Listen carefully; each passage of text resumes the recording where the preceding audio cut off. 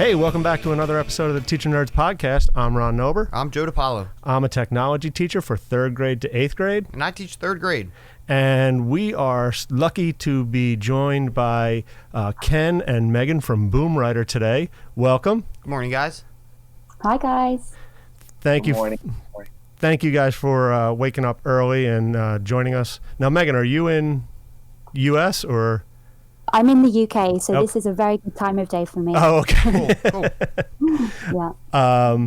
So we're going to start off, as always, with our 2 yes more, 1 no way. And Joe and Megan and Ken, today we're doing childhood cartoons. Time for 2 yes more, 1 no way. All right, so Megan, would you like to start off with your 2 yes mores and 1 no way? Yeah, sure. So as a British kid from the 90s, mine would have to be Hey Arnold and Arthur as my very, very much 2 yeses. Wow. And the one that I really disliked was Ren and Stimpy. So hopefully that's not going to prove to be too disappointing for too many people. Ken, go ahead. So as an American kid, it was a product of the 70s. Okay. I was a big fan of Looney Tunes, the classics. Yeah, so there you go. definitely Wile E. Coyote and Roadrunner. I actually had a lunchbox when I was a kid, Wile E. Coyote and Roadrunner. And I was also a fan of Fat Albert. So I was Yeah. in terms of the no way, it's hard to pick. There were all these shows that went from being like real shows to animated. So there was a Brady Bunch show, a Jackson 5 cartoon, Partridge Family, and the Osmonds, and I can't tell which of those I dislike the most. So that whole sort of genre, I guess. So going from the real to the animated, not your thing. Exactly. Yeah. All right, Joe, you want to go or you want me to go? Ron, you can go. I'll go last. So I'm 70s, 80s, child. So Scooby-Doo was one of my favorites. The early Scooby-Doo, not when they introduced like Harlem Globetrotters. Oh, you did? That's my favorite episode. Get out of here with man, that. Scooby-Doo and the Harlem Globetrotters. I think that was Mellow Lark Lemon. Yeah. Oh man, Curly. Oh, come on, Ron. And then there was it wasn't a Saturday morning cartoon, but it was like a serial cartoon. It was, I believe it was an anime from Japan. It was called Star Blazers. And it was like a serial where you had to watch day to day. Oh, wow. And it was kind of like a Star Wars-y type thing. And, they had this big, it looked like a battleship that they were flying in space. And they had this special gun called the Wave Motion Gun. And man, if you were a kid and missed the day they fired the Wave Motion Gun and everybody else was talking about it, you were heartbroken. Oh, man. No DVR, no, VHS to tape it. I don't remember that cartoon. Oh man, I love that show. And my 1 no way, and it was kind of a spin-off, I think, of Scooby-Doo, was Josie and the Pussycats. Oh, yeah. It just was not my thing. It was like Scooby Part 2, though. Yeah, just with music. Maybe it was the music thing that got me. See, I growing up in the 80s, I loved cartoons. And I totally forgot, I guess I got so narrow-minded. Megan, when you said Ren and Stimpy, I loved that. That was back in the good old days when MTV played music and there was just, a few of those shows. But I'm going to stick mostly 80s because that's when that's I guess my formidable years, we'll say. And there were so many good cartoons in the 80s. Ron, I'm not going to lie. This was really hard for me, harder than food? Normally our 2 yes mores focus around food. Nice. It's real nice. 2 gluttons like ourselves. But and this I couldn't believe how hard this was because I started walking down memory lane and there were so many good cartoons out there. And as a kid growing up in the 80s, I'm gonna go with Transformers. Okay. And the Autobots. Yep. I loved those types of shows and Thundercats and I guess not that they were violent, but there was a lot of there was fun, action. Okay, there we go. Better word, action, and like G.I. Joe and stuff like that. I loved those. So to go with my no ways, it was any of the girl cartoons like Rainbow Bright stands out in my mind. The World of Strawberry Shortcake. Yeah. Yeah, being a boy I was born in '76, so I started to become a 5 or 6 year old little terror early in the '80s. G.I. Joe and those. I mean, I wanted to be those kinds of guys. So. Strawberry shortcake. I'm like, what are we doing here? Although that is my favorite smell. That's the one thing. That's definitely my no way for cartoons. But man, when I was around those dolls, I couldn't smell them enough because they were just. That was. I mean, that's I guess the only thing I liked about Strawberry Shortcake. That is a hashtag for this show is Strawberry Shortcake. I couldn't smell her enough. Well, the last one we did when there was we were talking about food, there was a hashtag meat juice. Meat yes. juice was a good one too. So, all right. Well, thank you guys for joining in with that. And I got to say, Ken, I think my knowledge of like classical music and culture has to come from Looney Tunes. That is one thing I got to say. Indeed, yes. All right. So, we're talking about Boom Rider. And so I guess to start off, can you guys give us just a lowdown of what exactly Boom Rider is? Sure. So I'll get started, Megan, if you don't mind. So go ahead. Basically, the way Boom Rider maybe the best way to tell you what it is and how it works is to go back and tell you how it all really began. So yeah. I was actually a middle school teacher. I was teaching multiple sections of math and one section of English, really. Oh, wow. And I was approached by the parent of one of my students about the idea of using technology to create basically a group writing platform. And the way he pitched it to me, it's based on a simple premise, is he said, Mr. Haynes, he said, what would you think would happen if you gave kids the first chapter of a story, something where you have a plot, a protagonist, a setting, so there's some structure there. And then this first chapter ends at this cliffhanging moment, right? And so all the kids will log in, they'll read this first chapter, and then it'll end at this cliffhanging moment. And then you task the kids with writing what they think should happen next in the story. And so they do that. And then via technology, the children are then able to share their chapters, right, of what happens next. Kids can review the chapters of their peers and cast votes for what they think is the best next chapter of the story. And the algorithm determines a winner, and the teacher just ends the voting, and you have that next chapter. And the story continues really until it's completed.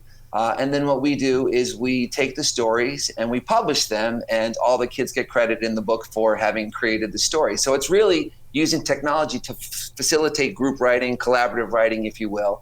And that's how it all got started. And that was our first real product, and we call that Boom Rider Books.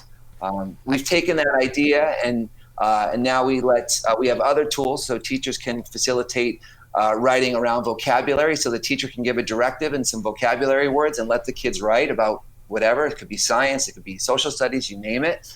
And so that it facilitates nonfiction writing as well. So we have an assortment of tools, but they're all sort of based on that. Let the kids, get a directive or have a first chapter, write, share, vote, and that's really what Boom Rider is based on.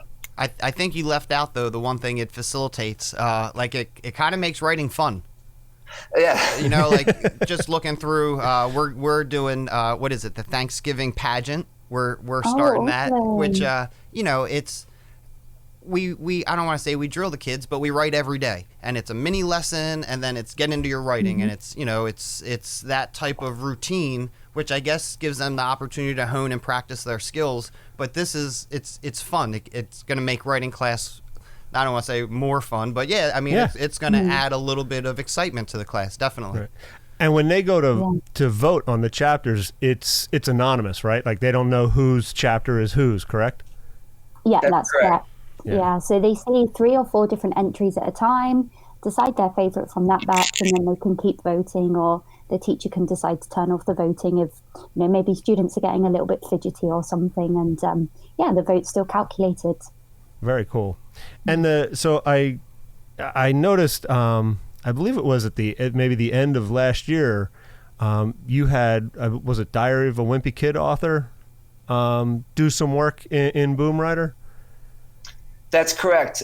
We've worked with Jeff Kinney, the Diver Wimpy Kid author, and he's actually was kind enough to, when we pitched him the idea around how Boom Rider works and how it really inspires and motivates children to write, he was interested in supporting our efforts. So he actually provided us a couple of story starts that we now use on the site. So last year in the spring, we actually used one of those story starts and one of those first chapters, and it just really got a lot of traction. And we had lots of teachers all around the country last year, around the world actually, having their students published alongside Jeff Kinney and creating the story that he started. So it was great. It was a great partnership, and we're really appreciative of his willingness to work with us. Yeah, that's awesome. And I love looking through because there are so many different genres of story starters. So it's there's not just one. I mean, I don't know, how many story starters do you guys have? Do you have a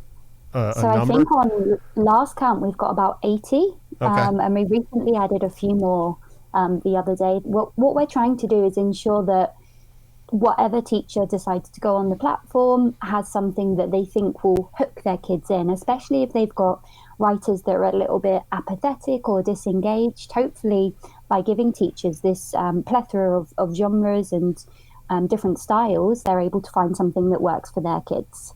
And if they can't, then they can also write their own as well. And That's what I think is cool. Right, yeah. About how to write their own and like what are the necessary ingredients that we recommend for having in that opening story start as well. To Megan's point, if I could add to that. So the first time Boom Rider was ever used, it was when I was in my classroom, and we had done a mystery unit, right? And we always had the kids try to write their own mystery, which it's a pretty heady task for kids that age to try to do, and incorporate those elements of mystery into the story. But the first ever story written on Boom Rider was a mystery. So we actually, it turned out there was a parent that was an author in the school and wrote this really cool first chapter that was the case of the missing Caraviglio, which was the story start. And the kids used Boom Rider and they wrote the rest of the story. I had about 25 kids work together on the platform to create the story. And if you'll go back there and look at all the story starts, a teacher, there's humor, there's romance, there's sci-fi, there's a really cool collection. So depending on what you're teaching, you can pick, or teachers can, if they'd like, they can actually create their own story start and use that. So, yeah. And what, what age or grade levels do you guys recommend doing this with? Is there a specific, or can it go, up into high school as well as elementary? Well, so it's it really, I'd say it starts in terms of the output that kids are asked to produce using our tools. I'd say it starts at around second grade. But the interesting thing, so again, when I started Boom Rider, it was, we created this, the initial version of it, if you will. I knew it would work in middle school. My wife is a kindergarten teacher. A lot of our friends are teachers, so I just sort of started to give the link out to my friends who are teachers and have them use it to see where it would work. And I was actually surprised when it started to get traction in high schools as well. Like even high school kids like using it. So it really, it really goes from second grade all the way through high school. And actually, there's a lot of colleges that use it. It looks a little young for kids maybe in that, in college and high school, but then it becomes just about the writing. Right. But I'd say really where most of our adoption that we see is, I'd say from third grade up until about 8th grade. Okay. All right. That's awesome. And I know, like you said, there are other, under the Boom Rider platform, there are other tools, and you have is it Word Writer and Project Writer? Yeah. Would you guys mind speaking to those a little bit, like, how they would be used? Yeah, sure. So with WordWriter, teachers can choose to put a number of words that they want their students to use in a particular sentence or paragraph. So this is great if you're teaching your students tier 2 words that week or that month. And it just lets the teacher see how their students are using those particular vocab words and check they're using them correctly. Project Writer is a little bit different. There's still some of the same elements where teachers can add their vocab words, but that's really for more extended projects or breaking down larger tasks into something a little bit easier for the students. So say, for example, a teacher was doing a unit on persuasive writing. With Project Writer, we have something called sections, which means that the teacher can split it down into the component parts. So for example, section 1 is your intro paragraph where you have to include this vocab and your thesis statement. Section 2, and so on and so forth. So that's the difference between those two as well. But we think that WordWriter and Project Writer are great for all subjects, right? Well, which is really nice. For Project Writer, so they wouldn't necessarily be writing something collaboratively in that part of they would be doing their own? They are. You can add voting on if you want. But it's not a requirement for that one. Unlike the books where the voting helps to form the winning narrative, on Project Writer, the teacher can turn the voting on so they can do the peer review, but it's not a requirement for it. Well, I was just thinking our district is really focusing on bringing differentiation into the classroom. And we pass out graphic organizers all the time, and no one wants to touch them. But to be able to have this, so not only do the kids want to use it, but you can say, this is your introduction. Where's this? These are the components of that introduction. Exactly. So that's a really cool aspect. And I think, I was just thinking about Joe being a third grade teacher, and I know, I think it was last episode we were talking about science and using all the climate words and weather words in science. The word writer would be a really cool tool to make sure that they're using all those correctly and getting a chance to practice using those. Yeah, absolutely. And something else is with Project Writer, as Megan mentioned, we're actually something that we've recently rolled out is it's called the Boom Writer Journal. It's really just a writing journal, and that teachers can have a consistent place for their kids to go to and write in. And the nice thing about Project Writer is you just create a section. You give the kids a prompt or a topic, you name it, whatever it is you want them to write about. If you want to request specific vocabulary, you can do that, and then you sort of send the kids off and they do their writing, and then the following, you just pick a topic, and then the next week it can be something else, and the next week something else. And we're finding teachers are really liking it because with Project Writer you can just keep adding a new section, one section after another. And I have teachers saying, sending me on our site-based messaging, do we have to wait every week to do these? Because the kids are really liking it. And no, you can do it whenever you want. Whenever the spirit moves you to set up a new section and let your kids write, you can do that. And again, to Megan's point, it doesn't, you don't have to do the voting. Like, kids can just kind of work in a silo and it can be their own place. But what we're going to soon add will be the ability to alternate voting. So if you want to, if there's a particular topic that the kids want to share, then they can do that, and they can see what each other have written, and they can cast votes, but you can continue to move forward. So, and that almost gives, I would say, it sounds like a portfolio effect with that, where they can, see their writing from the beginning of the year to the end of the year and see how writing's improved, and, parents can see how writing's improved, and teachers can monitor how that's improved. Exactly. And what's interesting about it is, a teacher was telling me the other day that one of the teachers in mid-year, one of the teachers left, right? And all the kids these are young kids, these are fourth grade kids, and they were all sort of perplexed that, why did she go? What happened? And she felt like this was a really good place to let the kids go and kind of process their emotions around this, around what happened to them. But then the other week, the following week, there was this great new character in this class book they were reading, and the kids loved this character, so they went and wrote about something a little lighter. But you know what I mean? It's just a place that they can turn to and go. And she says that the kids actually ask her sometimes if they can write about something in their journal, which is kind of unique, right? Yeah, right. Yeah, actually wanting to get into that. Yeah, that's awesome. Is there a specific amount of, I guess there are different maybe cues, or is there a specific amount of storage that each student can have, or is it, can they spend the whole year working on multiple different things and have access to those topics all throughout the year as long as the teacher has them up there? all of our tools are free and are free to use. And basically what happens, and teachers can use them as much as they'd like with their students, and the site actually will retain all the work that the kids do. So it will be there for the teacher to refer to whenever they want to, and as well as the students. And as we mentioned in the beginning, we take the stories and we convert them into published books. Well, what we're doing with the journals is we'll be converting those into published books as well. Wow. So basically, a student can buy their journal from third grade, or my third grade writing journal, or my fourth grade writing journal. So we can take all these sort of reflective pieces that the children have written, we publish them, and they can get a copy of that, which is kind of a cool keepsake for their experience in the classroom. Most definitely. Yeah, and which blows my mind that this is a free tool.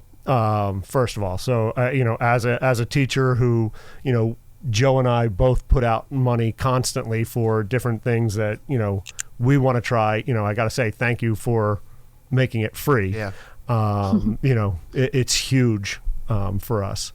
How do you guys keep it free? Well, it's really the revenue. So our largest revenue source are our books. So, okay. What we do again is that these stories, these published stories that I don't know if you can see it here, but we do sell a lot of books. So what happens is that it's really a cool opportunity for children to become published authors. So what we'll do is when a group of students work together to write a story on Boom Writer, again, we'll take that story, we'll publish it. The winning chapters will be included in the book, but then what we do is we personalize every book too. So for every child that buys a book in the class, they'll receive a copy of the story that the class completed, and then they'll also get their own final chapter and their alternate ending, if you will. Oh, cool. Will be inserted in the book, and then their name will be placed prominently on the cover. So they'll get credit as a published author. And what we do is we take the books, and teachers are actually able to distribute we give them a link to send out to parents, and parents typically buy the books. And then the books are sent right to the classroom. So then the teachers can conduct a classroom celebration with all the books arrive. We get pictures sent to us of publishing parties. And in the books, there are these autograph sections. So kids actually are signing each other's books. Oh, very awesome. It's a real celebration. So we love when teachers share those images of their publishing parties with us, and those are really what keep us in business and allow us to continue to offer our other free tools. Awesome. And are the books they get? That was a hardback book. They're actually they're soft cover. They're soft cover. Okay. But they have a nice binding to them. Yeah, they looked really nice. They're pretty sturdy. And again, what we also do is we include, in addition to that autograph section, all the kids in the class are in there, and the teacher's name is listed in there. So for any teacher, it's a really nice keepsake from their experiences together. Yeah, it's almost like a writing yearbook. You know what I mean? And talk about hitting that social emotional learning aspect. Right. How a kid's got to feel like $1 million to see his name or all their names. On that finished piece. That's awesome. Yeah, that's pretty amazing. So I know I've seen there's a section B writer. Is that correct? The writing B. Yeah. Yeah, sure. So this is a competition, a writing competition that we run every year. We're actually in the midst of setting up the 2020 B at the moment. So it's a writing competition that teachers can take part with their classroom. It's the same premise as creating a book. So we have a special story start for the writing bee, and students will read the story start, they'll write, they'll vote on each other's entries, and at the end it will be the classroom book, which has proudly got all of the writing bee logos and all of the branding on it. And then the top vote getters and the winners from that classroom book will then get invited to the Writing Bee Finals, which is taking place in spring. And that's where they'll compete against students from the rest of the nation, which is super exciting. Yeah, that's awesome. There was one question I just completely slipped my mind.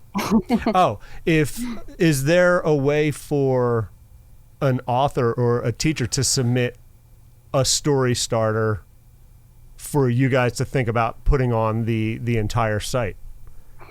It's not something that we've made easy to do on the site just yet, but it's something we definitely want to do.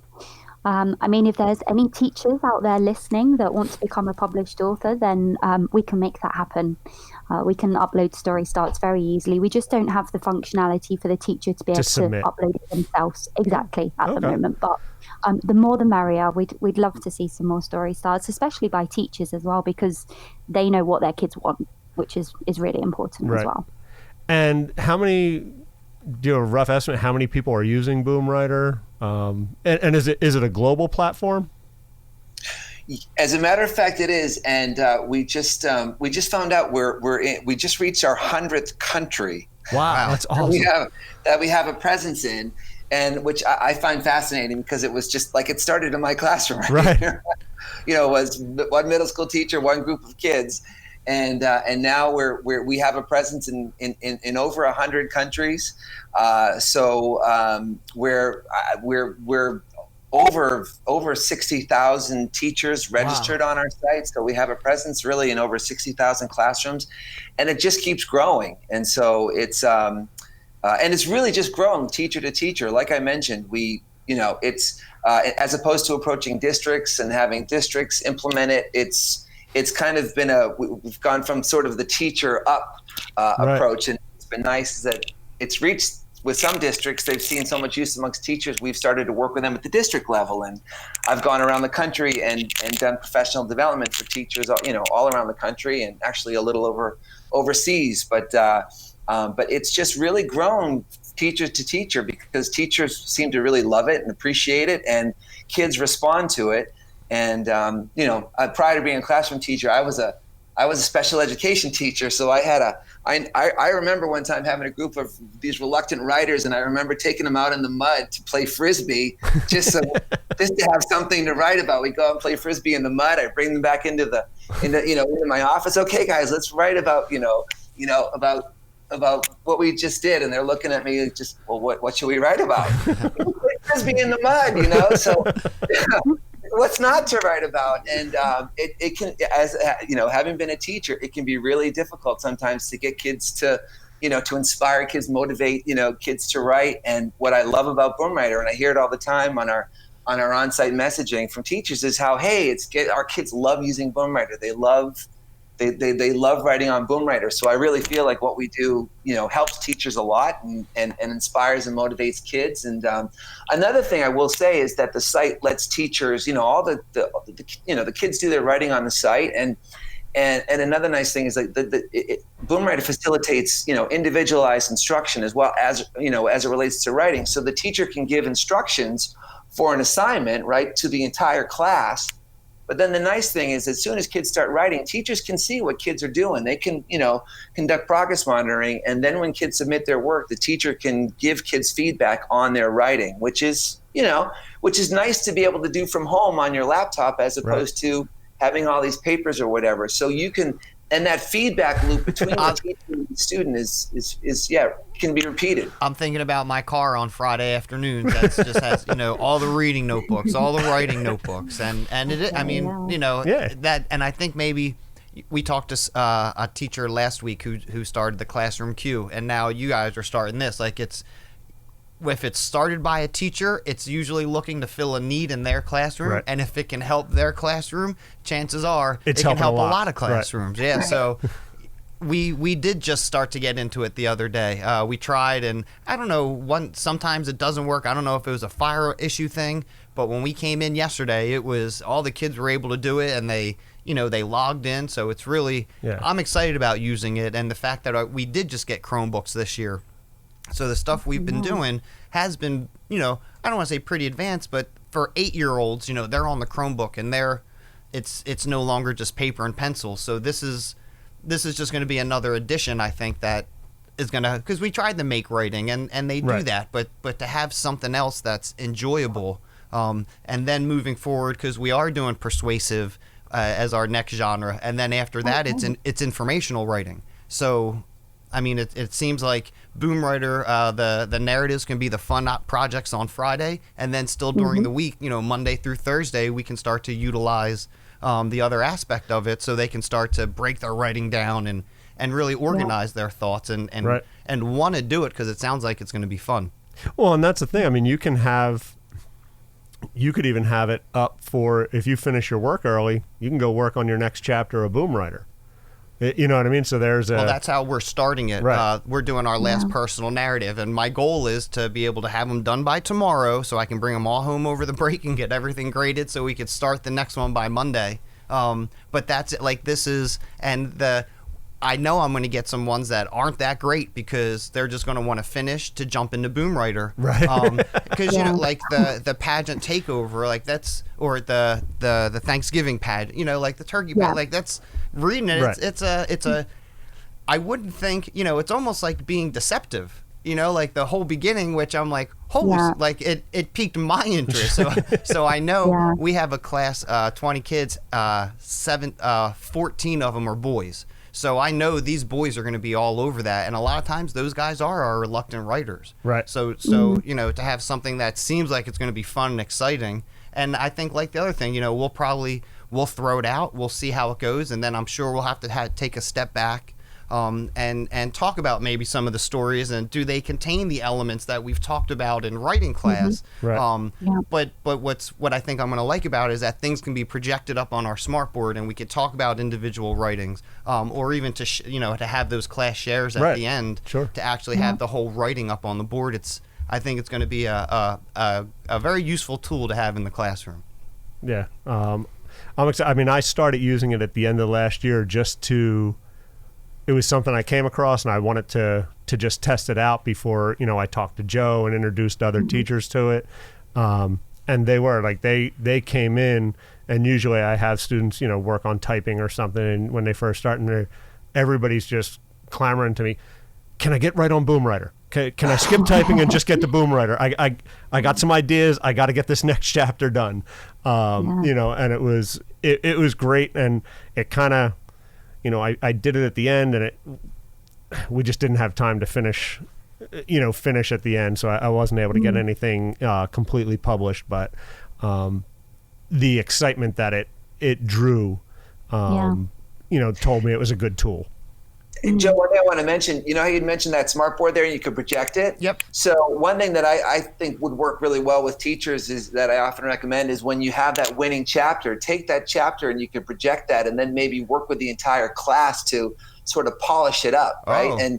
And you can edit it as a class, and you know, you just say to the kids, hey, you're all going to have your name in this book. You're all part of this story. So let's work together to polish it up and do that final editing before you move on to the next one. And so that's just something that might work well. No, most definitely. And that's cool that they're able to finish something, but then maybe still go back and tweak things, right? I mean, because as I will always try and get across, like, you're never really done. You can always make it better. The kids, and I'm not going to lie, I loved it too. The little avatar, you know? The Boomer, yeah, what's it called? The Boomer? The Boomer. Okay, yeah, I mean, it's just, I thought it was awesome. You know, you could change the colors, the hairstyles, and then you run out of points. So now the fact that you have to actually go and do some things within the program to get those points, it's almost like, you know, not only is it fun, but now there's an extra carrot to dangle. Well, there's that gamifying the learning, right? I mean, you know, so you just gamified the learning, and you know, we just, that Chris Avila's his teched up teacher on Twitter, talks a lot about gamifying your classroom, and that's just a way to do it. You know, is doing that. All right. Well, but I think there's a balance there. Like, I think there's a fine line between gamification I'm sensitive to this, right? But I think there's enough gamification on Boom Rider to motivate the kids. But I feel like there's not so much that it becomes a problem. Correct. You know, right.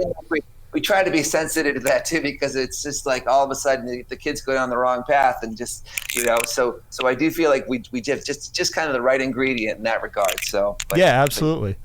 Well, this has been awesome. Yeah, it flew by. Time is flying. Is there anything that we didn't hit on that you all wanted to share? Well, I will say that one thing I wanted to just mention is that you asked about the Writing Bee. So the Writing Bee is actually going to be starting within the next couple of weeks, and it'll be taking place during the winter. So any classroom teachers fourth, fifth. It's actually fourth, fifth, sixth grade. So forgive me. I know that doesn't. Hey, no, that's okay. You guys yet. But those qualifying sessions take place in the classrooms, and then we'll have the finals will be in the spring. So that's a big part of what we do. And we've got some really cool new story starts coming out with the Boom Writer books, and we'll be doing the end of year book as well. So so be on the lookout for those books and the journals. So awesome. Yeah. And so it's, if people want to reach out to Boom Writer, it's up on social media. What should they tag, or Yeah, so we're on Twitter, Instagram, Facebook. They can tag us directly or use the hashtag BoomWriter. We sometimes have some kind of seasonal ones. So at the moment for the Thanksgiving book, we've got a hashtag there for that as well. But on the site as well, teachers can also message us through the online chat. So which is helpful, if there's because issues or as I was setting like everything up, I got those messages. Hey, was it Ken from Boom Writer? Like, are you the okay? I'm on there. I'm on there. And I'm like, whoa! I just replied. I said, nope. Right now, everything's awesome. Awesome. Thanks for asking. And I'm like, okay, that's helpful. That's pretty awesome. I think that for some teachers who are sitting in their classrooms, maybe going late into the night, and they don't know how to set it up or anything, then it's great to have us to be able to walk them through it. Most definitely. We're pleased to be able to offer that to teachers. And Ken, before we finish, I gotta ask, did you have like technology background before you? I mean, I know you were a teacher, but did you have any tech background? None whatsoever. Wow, actually, okay. It was because I actually, that's a great question. So I actually I was trying to implement new math curriculum, right? So I was trying to get my head around this new math curriculum. I had all kinds of PD, and I was actually feeling very neglectful of technology use in my classroom, to to the point where I think I agreed to do this mostly out of guilt because I wasn't doing enough technology. And I thought, okay, if I give this a try, then I can tick that box, right, as the responsible teacher box in terms of technology. So I said, yeah, I'll try it and see. And I had no idea that it would take off like this. But I had I had a group of 25 kids, right? It was a heterogeneous group of kids, and I just saw how they responded to it immediately, and that's kind of how I knew I was onto something. And here we are. Right? Holy smokes! But to answer that question, it's like, I will tell you this: like the three things when we started the company, and then when we started the company, right? Once it started to really take off, and I believe in this, we wanted to create products that were engaging for kids, that were easy for teachers to use, and were academically impactful. So it's just like, those are sort of the three things when we developed our tools. Those are what we sort of live by. And if any of those three things don't exist in these tools, then we're not going to pursue it. So, but the easy for teachers to use part is having crossed my fingers and toes every time my kids would try to log on. Right. It's very important to me that we do everything possible to make this as easy and effective for teachers. So that's funny. Yeah, that's been the driving force. Yep. Crossing your fingers. Yesterday was the first day, and I kid you not, that everyone was able to log into something at the same time. Everyone got in. There were no issues. It just so happened to be Boom Writer. Well, there you go. So I feel you. Every time we click those links, I'm like, oh God, please please work, please work. So yeah, it was really cool to see it, and when you talked about the writing bee being only for fourth grade up. So when my kids join the class, they're all in there as fourth graders, and like they joined through Google, and I don't know if Google just put him in his grade 4. Probably something on our end. So I'm like, well, I know we're third graders, but it says in Boom Writer we're fourth graders. So congratulations, you all moved up a grade. I don't know. Message me and I'll walk you through how to change that very easily. Okay, so. There you go. I figured there was something I could do on my end. It was just I'm trying this. I was just excited that everyone got in. Right. And I said, you know what, guys? Cool part about this is your avatar. You got 30 points. Go do your thing. Let me figure out what I can do. But it was. So we're going back in today, and awesome. and we're going to continue to use it. So Awesome. yeah. Awesome. So once again, thank you guys so much for agreeing to join us. This episode will come out like the second week of January. We'll publish it, and it'll be out, on all the different platforms for podcasting. We'll probably send out a tweet today just that we spoke to you and kind of tease it up a little bit. So we appreciate you waking up early, and Yeah, thanks for talking with us. Megan, I know it's not so early for you, but appreciate it. Thanks so much. Thank you all very much. Have a great Thanksgiving break, gentlemen. Thank you. Thank you. Thanks, You guys. too. See you later. Take care. Bye-bye. Bye-bye. All right. So, Joe. That was a good one, Ron. Yeah, that was a good one. A lot of things to think about. I mean, I definitely want to introduce the writing bee, especially to some of the 4th and 5th grade teachers. Right. I think it'll be a cool thing. And, it's just, I think the idea of, I tried in 5th grade, when I taught 5th grade, this collaborative classroom writing, and I had a copybook, and I started, I think I had like 3 copybooks, and I started 3 different stories, and then kids could come on, at free time, grab a copybook Right, I and remember write that, their, the next part of the story, and I think it's this, but in such a better way, because now everybody gets a chance. Well, right? do you remember there was an activity you could write the beginning? They call it a snowball fight, right? Right. You crinkle it up, you throw it in the middle, and you go grab one. So Yep. it's the same idea, but now it's, I guess, to the next level, and Right. it's a better platform, and with the story starters, I'm sure a lot better than just all the kids writing. Right. And I think the other thing that, when Ken was mentioning, if you have that winning entry, what would be cool is to, he was saying edit it up, but also to project that up on the board and be able to dissect it a little bit and say, hey, well, why do you think this was the winning entry? What did this have that got people excited to vote for it? Right. And I think the other thing that's really nice is the entries, when they go to vote, are anonymous. So you don't get that, well, I like this kid Right. and I Right, like right. him. It's just based on the It's writing. true. It's You know what true. I mean?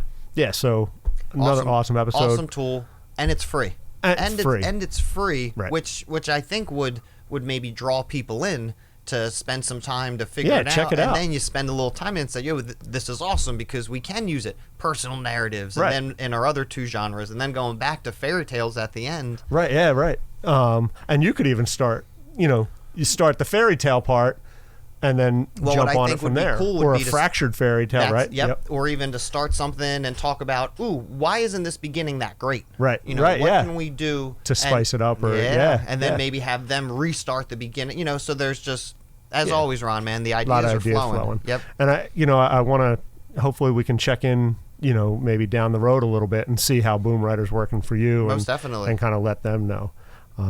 So another great episode. Joe, I guess we're done for today. Let's all right. So bring it home, Ron. Yep. Check us out on teachernerds.com. Check us out on Twitter at teachernerds. Joe on Instagram. Teacher Nerds Podcast, Ron. All right. And Joe, that's nerds. That's with a Nerds with a Z. That's right. That's with a Z. Don't get confused. We know how to spell. So also check out teachernerds.com, our store on Teespring, some cool Teacher Nerds gear. We still have our Be Weird Like Fred Rogers. He was kind of a weird guy, but we could use a little bit of that weird in the world kind. today, right? And with the movie coming out, Yep, it's already out. It was out. is it? It came out Friday, Oh, I thought it was out this. Oh, the okay. 22nd. Okay. Yeah, so Cool. awesome. So thanks again for joining us, and we'll see you next time. Bye. Teacher nerds knocking on your door. Open up, let's take your teaching further than before. Give it a try, don't be shy, there's nothing there to lose. Worst thing that happens, kids get pain on their shoes. We're talking teacher nerds, I'm talking teacher nerds.